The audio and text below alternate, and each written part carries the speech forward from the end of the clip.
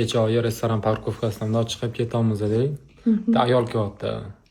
Normal, lo'l emas, bolasi bilan kelyapti. Alloh yo'liga sadaqa qiling, hadya qiling deyapti. O'sha o'zi bu kecha ham o'zi har doim kim shunaqa so'rab desa, birinchi xayolingiz kelasiz.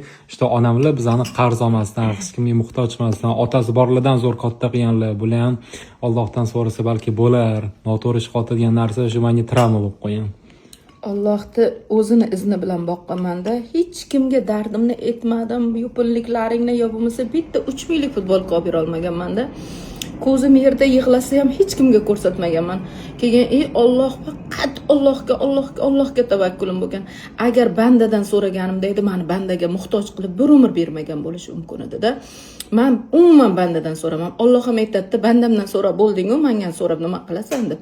O'shaning uchun faqat Allohdan so'rash kerak. Yetimi qoladimi, yupuni qoladimi, och nahor qoladimi, Allohdan so'rash kerak.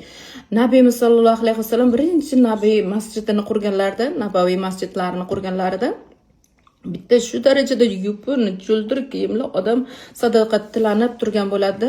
Ano kishini olib kelinglar deydi. Qarasaki avratlarini faqat naniqa qamishsimon narsalar, buyraga o'xshagan narsalar bo'lgan, o'shalar bilan yopgan inson bo'lgan. Nimaga tilanchilik qilib turibsan deydi-da. Keyin mana deydi, shunaqangi och nahor bolalarim hech narsa yeyishga noni yo'q, hech vaqosi yo'q deydi. Ro'zg'oringda hech vaqa yo'qmi deydi. Hech vaqa yo'q deydi. Bir eslachi deydi. Birgina deydi, ana sholcha upaytlar buyra deyilgan. O'shanimiz bor, bu yoqqa tortsak, bu yoqqa yetmaydi, tagimizga to'shsak, ustimizga yetmaydi dedi. Bor shuni olib kel deydi.